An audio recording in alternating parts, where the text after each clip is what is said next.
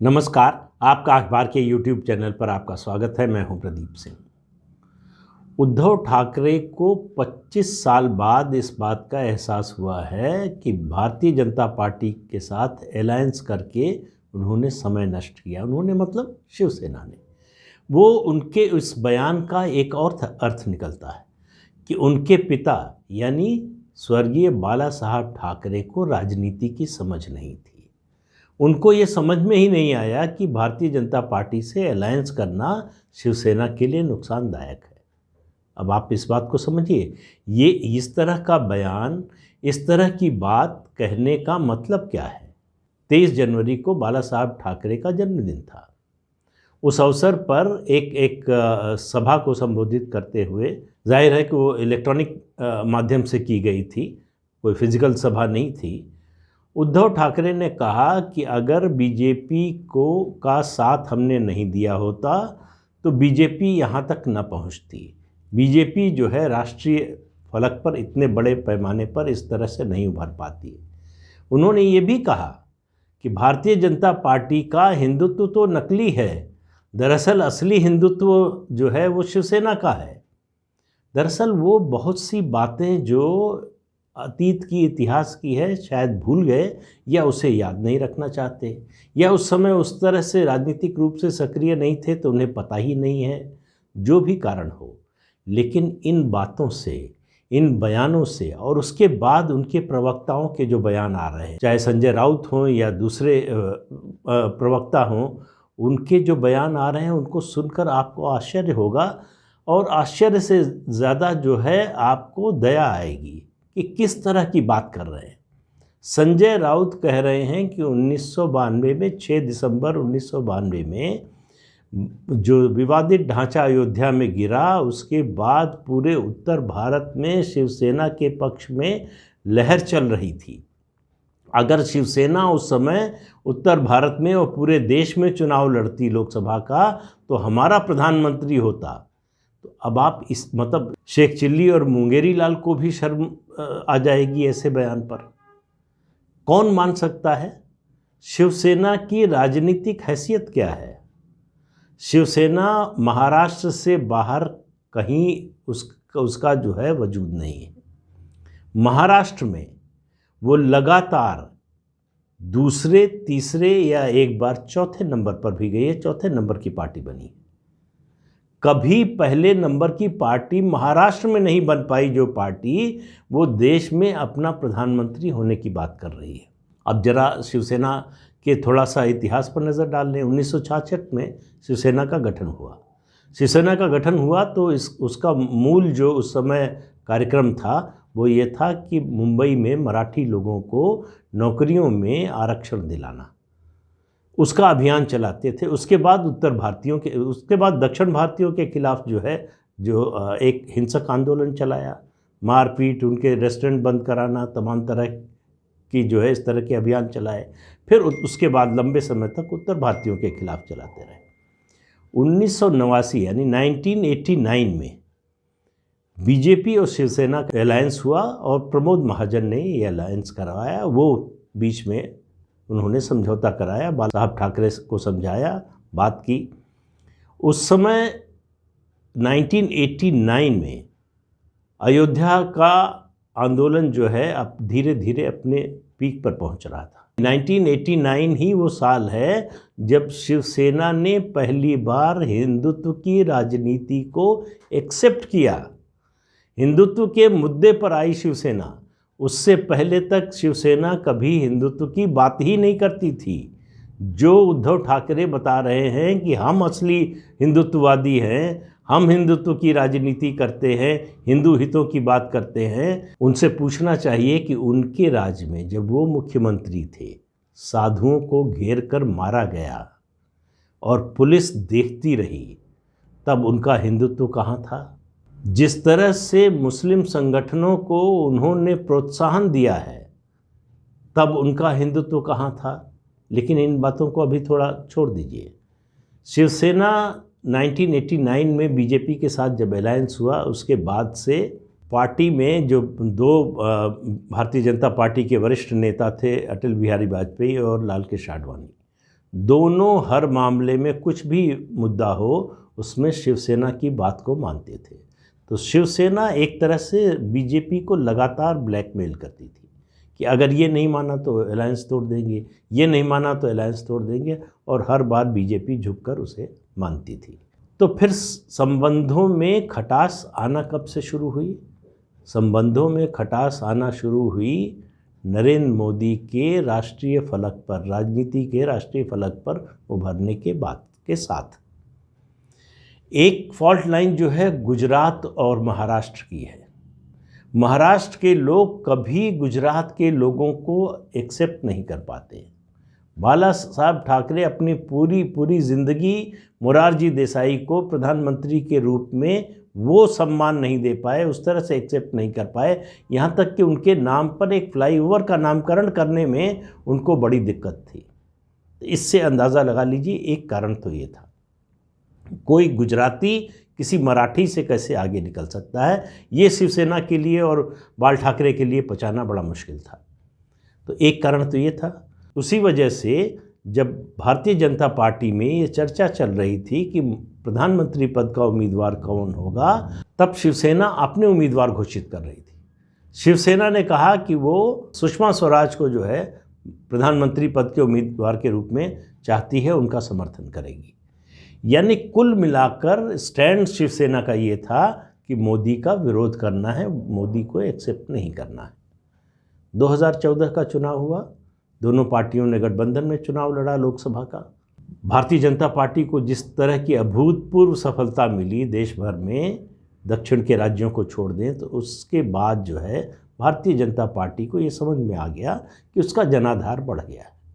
तो 2014 के विधानसभा चुनाव में भाजपा ने कहा कि उसको ज़्यादा सीटें चाहिए। अलायंस में जैसे पहले होता था कि लोकसभा में भाजपा को ज़्यादा सीटें मिलती थीं, शिवसेना को कम, और असेंबली के चुनाव में शिवसेना को ज़्यादा सीटें मिलती थी, भाजपा को कम। भाजपा ने कहा कि ये समीकरण अब बदलना चाहिए, हमारा जनाधार बढ़ गया है। शिवसेना तैयार नहीं हुई और नतीजा ये हुआ कि दोनों अलग अलग चुनाव लड़े। 2014 में विधानसभा का बीजेपी ने 122 सीटें जीती। शिवसेना जो है आखिरकार थोड़े समय बाद साथ आई और सरकार बनी, 5 साल सरकार चली। लेकिन पूरे 5 साल तक, 2014 से 2019 तक, शिवसेना लगातार विपक्षी दल की तरह व्यवहार करती रही। सरकार में होते हुए, केंद्र में भी सरकार में थी, राज्य में भी सरकार में थी, तब भी लगातार बीजेपी के खिलाफ, प्रधानमंत्री के खिलाफ व्यक्तिगत आक्षेप टिप्पणी जो है उसका सिलसिला लगातार चलता रहा। 2019 का जो लोकसभा चुनाव है फिर दोनों ने साथ लड़ा, लेकिन विधानसभा चुनाव में 2014 की तरह बीजेपी ने सबसे बड़ी गलती की 19 में कि फिर से अलायंस कर लिया शिवसेना के साथ।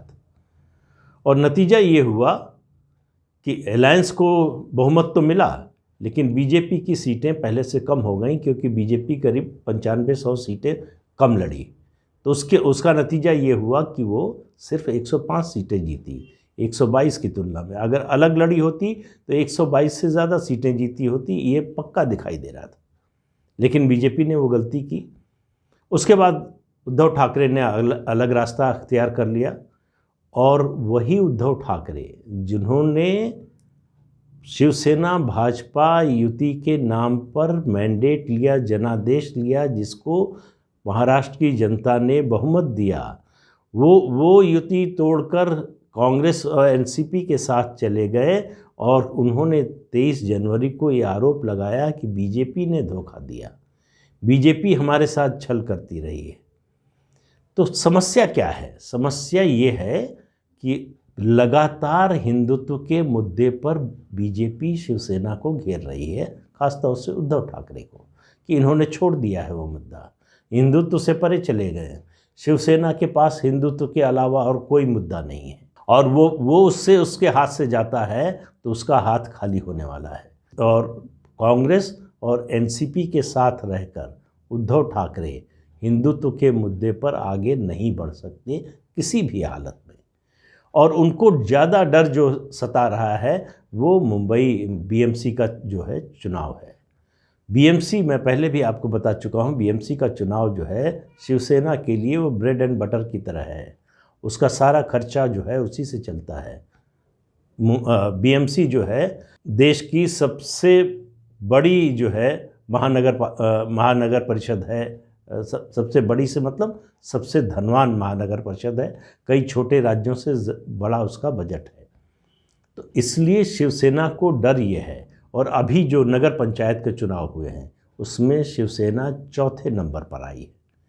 तो ये जो स्थिति बन रही है शिवसेना की, जो शिवसेना दावा कर रही है कि उसके कारण बीजेपी बढ़ गई, वरना वो राष्ट्रीय पार्टी होती, उसका प्रधानमंत्री होता, उस शिवसेना की हालत आप देखिए 1990 से अभी तक का। 1990 में उसे 15% वोट मिले थे, करीब 16%, 15.94% है तो समझिए 16% वोट मिले थे। 95 में उससे मैक्सिमम वोट मिले, 95 में जब बीजेपी और शिवसेना की साझा सरकार बनी थी, 25% वोट। महाराष्ट्र में जहां आप अपने को सबसे प्रभावी पार्टी बताती है, उद्धव ठाकरे का दावा है कि उनसे बड़ा कोई नेता नहीं है, बाला साहब ठाकरे से बड़ा नेता नहीं था, वहां बाला साहब ठाकरे के जीवित रहते, उनके चुनाव प्रचार और सब कुछ के बाद 25% वोट शिवसेना का मैक्सिमम है। उसके ऊपर शिवसेना कभी गई नहीं। जो पार्टी अपने प्रदेश में, एकमात्र प्रदेश में 25% से ज़्यादा वोट कभी नहीं ला पाई, वो पार्टी ये दावा करे कि वो राष्ट्रीय पार्टी हो गई, उसने त्याग किया इसलिए हो गई, तो इससे बड़ी हास्यास्पद बात क्या होगी। और एक बात सुनकर आपको इससे भी ज़्यादा हंसी आएगी। आपको समझ में नहीं आएगा कि हंसें कि रोएं या क्या, किस तरह से इस पर जो है रिएक्ट करें। उनकी एक प्रवक्ता हैं, उन्होंने कहा कि उद्धव ठाकरे 2018 में अयोध्या गए थे रामलला के दर्शन करने, उनके जाने से ही सुप्रीम कोर्ट में सुनवाई शुरू हुई और सुप्रीम कोर्ट का ये फैसला आया। अगर वो न गए होते तो ये फैसला ना आया होता। अब आप सोचिए कि कोई समझदार व्यक्ति जो ज़रा भी तर्कपूर्ण ढंग से सोचता हो इस तरह की बात कर सकता है क्या? लेकिन शिवसेना के लोग कर रहे हैं। क्यों कर रहे हैं? क्योंकि बौखलाए हुए हैं। उनको समझ में नहीं आ रहा है, उनको रास्ता नहीं मिल रहा है। दरअसल घिर गए हैं वो। एक तरफ से बीजेपी हमला कर रही है, दूसरी तरफ से एनसीपी और कांग्रेस का दबाव है। एनसीपी और कांग्रेस उसे लगातार जो है एंटी हिंदुत्व के प्लैंक पर ले जाना चाहते हैं, हिंदुत्व विरोधी प्लैंक पर ले जाना चाहते हैं।